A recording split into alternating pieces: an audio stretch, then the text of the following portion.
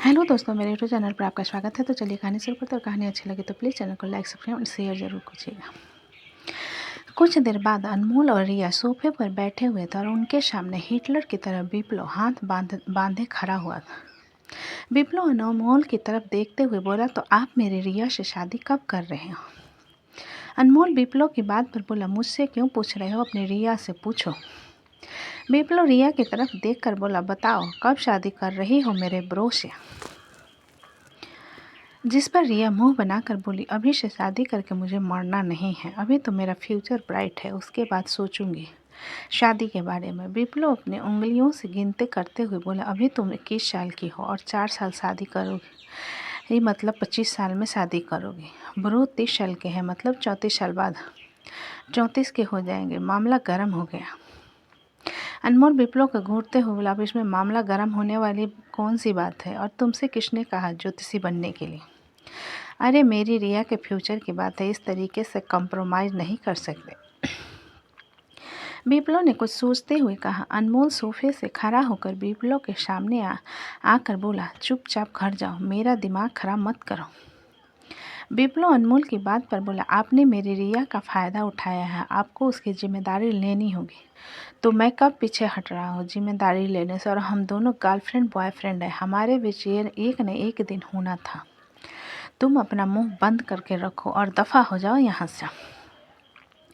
अनमोल ने विप्लव पर बरस कर कहा। विप्लव धमकी भरी आवाज़ में बोला, ठीक है, मुझ पर चिल्ला रहे हो ना, जाकर बता रहा हूँ मामा जी को आपकी रसलीलाओं की कहानी। फिर देखता हूँ कितने कॉन्फिडेंस के साथ मुझ पर रौब जमाओगे। अनमोल रिया की तरफ देखते हुए बोला, ये है तुम्हारा वापी, देखो सबको बताने वाला है, मुझे कोई दिक्कत नहीं है, तुम शादी के मामले में पड़ोगे मेरे साथ। रिया अनमोल की बात पर विप्लव की तरफ देखते हुए बोली, वाफी, क्या तू सच में बताने वाला है? अगर ऐसा हुआ तो भूल जाना, मैं तेरे साथ कहीं एंजॉय करने नहीं जा पाऊंगी। डू नॉट फिकर मोटी, मैं हूँ ना, मैं तुझे हर जगह लेकर चलूँगा अपने साथ एंजॉय के लिए। विप्लव ने फुल कॉन्फिडेंस के साथ कहा, जिसके जवाब में अनमोल बोला, लेकिन मैं उसे कहीं जाने की परमिशन नहीं दूंगा, और बिना मेरी परमिशन के वो कहाँ जाएगी? अनमोल की बात पर विप्लव उसे घूरते हुए बोला, आपकी इतनी हिम्मत जो आप मेरी रिया पर पाबंदी लगाना चाहते हो? अनमोल विप्लव के सिर को थपथपा कर बोला, बच्ची, अभी तुम बहुत छोटे हो, इसलिए तुम्हें शादी के बारे में कुछ नहीं पता। अपना मुंह बंद करके रखो और जाकर कॉलेज में मटरगश्ती करो। 1 मिनट, तुम्हें किसने कहा कि मैं अपार्टमेंट में हूँ? विप्लव अनमोल के हाथ को झटक कर बोला, ये भी कोई सोचने की बात है? आप सारंग विला में नहीं हो, कॉलेज में नहीं हो, मतलब नॉर्मल सी बात है, अपार्टमेंट में हो। अनमोल विप्लव की बात पर अपना सिर हिला देता है और रिया की तरफ इशारा करके कहता है, इसे घर छोड़ देना, मुझे कुछ ज़रूरी काम है। विप्लव अपना सिर हिलाते हुए बोला, मैं छोड़ तो दूंगा, लेकिन मुझे बताओ, आप मेरी मोटी से कब शादी कर रहे हो? मुझे फिर से डांस करना है उसके साथ। अनमोल अपनी आंखें रोल करते हुए बोला, पहले तुम्हारी मोटी को मेरे बच्चे की माँ बनने दो, उसके बाद मैं शादी कर लूँगा। विप्लव अपना सिर हिलाकर बोला, ठीक है, बहुत अच्छा ख्याल है। रिया हैरानी से विप्लव की तरफ देखने लगती है। वहीं अनमोल विप्लव की बेवकूफ़ी पर अपना सिर हिलाते हुए कमरे की तरफ चला जाता है। विप्लव अनमोल की बात को एक बार अपने दिमाग में दोहराने के बाद आंखें बड़ी करके रिया से बोला, उन्होंने क्या कहा तुम्हें प्रेग्नेंट करने की बात कर रहे हैं? रिया विप्लव के सिर पर मारकर बोली, बिल्कुल सही कहा, और तुम एक नंबर के पागल हो जो उनके हाँ में हाँ मिला रहे हो। विप्लव अनमोल के कमरे की तरफ देखकर चिल्लाकर बोला, ऐसा कभी नहीं होगा, अब मैं रिया को आपके पास ही नहीं आने दूंगा, मुझे आप पर बिल्कुल ट्रस्ट नहीं है। इतना कहकर विप्लव रिया के हाथ के पकड़कर उसे अनमोल के अपार्टमेंट से बाहर ले जाता है। इधर शाम का वक्त था। इंदिरा गांधी यूनिवर्सिटी में सुधांशु, नित्या और आरू क्लास से बाहर आते हैं। तभी आरू के सामने एक कार आकर रुकती है। एक पल के लिए आरू हैरान हो जाती है तो उसमें से करीब 35 साल का एक आदमी बाहर आता है, जिसे देखकर आरू ऊपर से लेकर नीचे तक डर से कांप उठती है। वो आदमी आरू को ऊपर से लेकर नीचे तक देखते हुए बोला, तुमने शादी कर ली? आरू अपने कदम पीछे लेने लगती है तो वो आदमी उसे छूने के लिए जैसे ही अपना हाथ आगे बढ़ाता है, उससे पहले ही सुधांशु उसके हाथ को पकड़कर कहता है, एक्सक्यूज़ मी। वो आदमी सुधांशु के हाथ को झटक कर बोला, तुमसे कोई मतलब नहीं है, इससे बात करनी है। ये कहते हुए आरू की तरफ इशारा करता है। सुधांशु उस आदमी को बात पर बोला, आरू मेरी दोस्त है और बिना इसकी इजाज़त के आप उसे छूने की कोशिश करते रहो।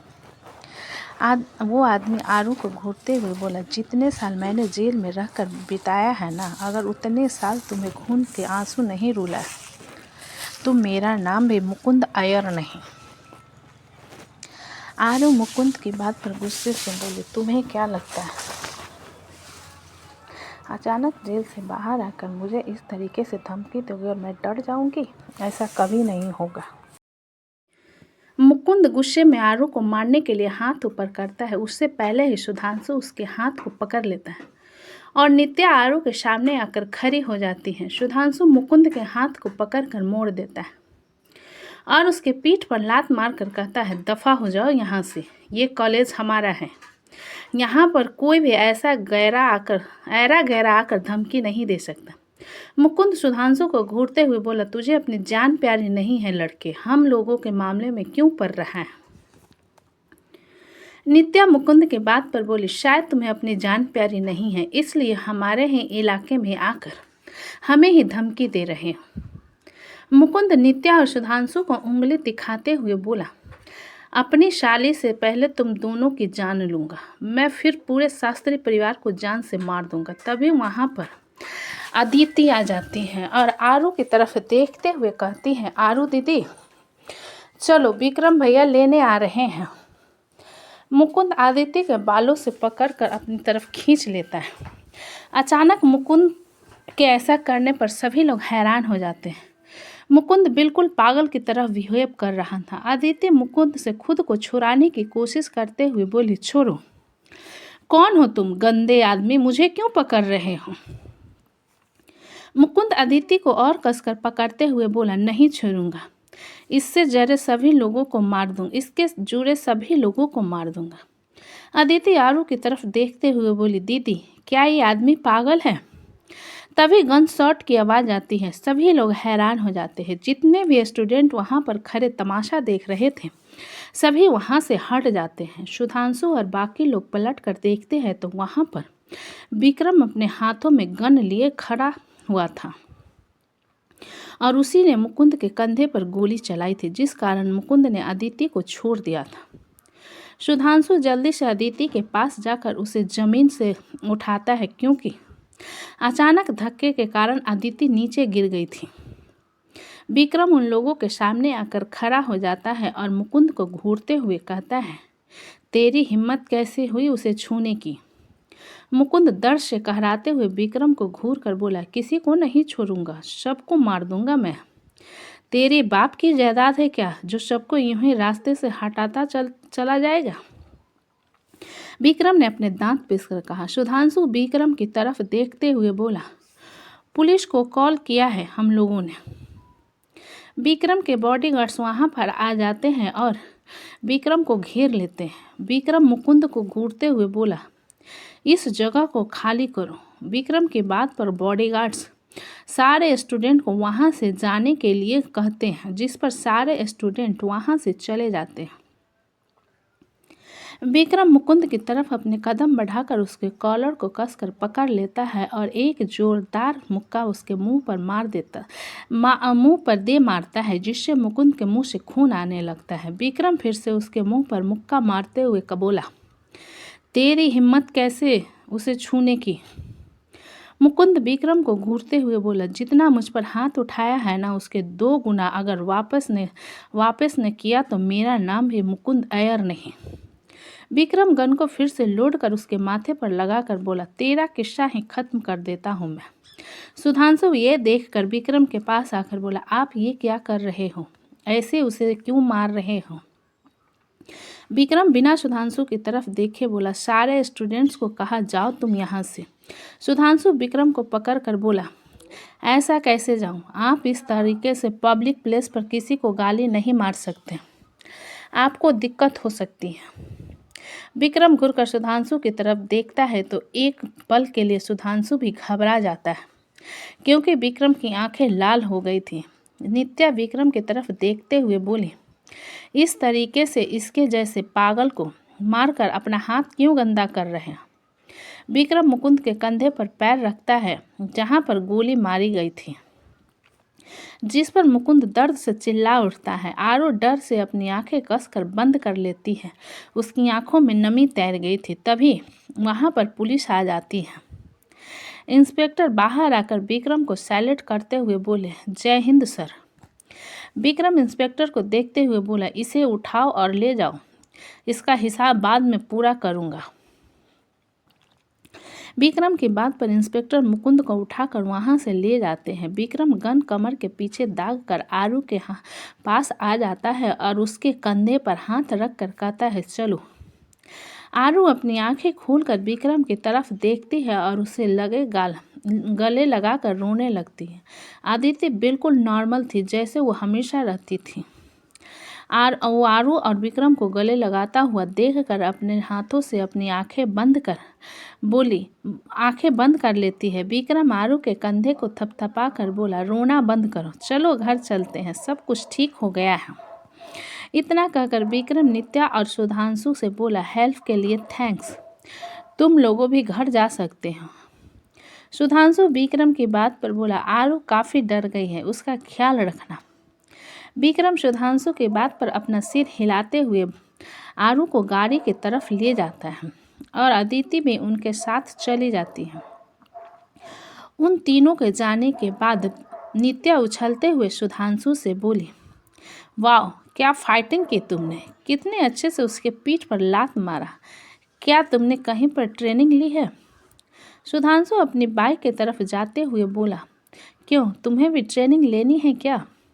नित्या सुधांशु के पीछे आते हुए बोली, क्यों नहीं, तुम मुझे सिखाओगे। सुधांशु रुक कर नित्या की तरफ पलटता है तो नित्या जो अपने धुन में आ रही थी तो अचानक सुधांशु के रुकने से उससे टकरा जाती है और अपने सिर को सहलाते हुए कहती है, तुम्हारा सीना है या फिर पत्थर का दीवार। सुधांशु हल्का सा नित्या का सिर पर मारकर बोला, पागल।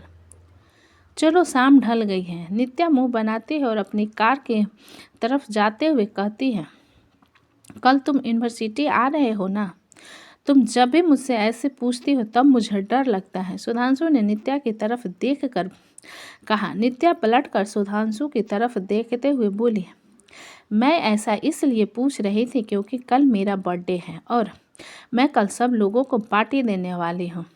क्यों, क्या तुम्हारे घर में तुम्हारा बर्थडे सेलिब्रेट नहीं किया जाता। सुधांशु ने सवाल किया, जिसके जवाब में नित्या बोली, हमेशा ब्रो मेरे लिए पार्टी रखते हैं, लेकिन इस बार वो हनीमून पर गए हैं, इसलिए मैं तुम लोगों के साथ सेलिब्रेट करूँगी। नित्या ने हल्का मुस्कुरा कर कहा। सुधांशु नित्या की बात पर बोला, हनीमून मतलब मेरा। तो दोस्तों कहानी कैसी लगी मुझे कमेंट में लिखें, अच्छी लगी हो तो प्लीज़ चैनल को लाइक करें, सब्सक्राइब करें और ज़्यादा से ज़्यादा शेयर करें। कहानी को पूरा सुनने के लिए धन्यवाद।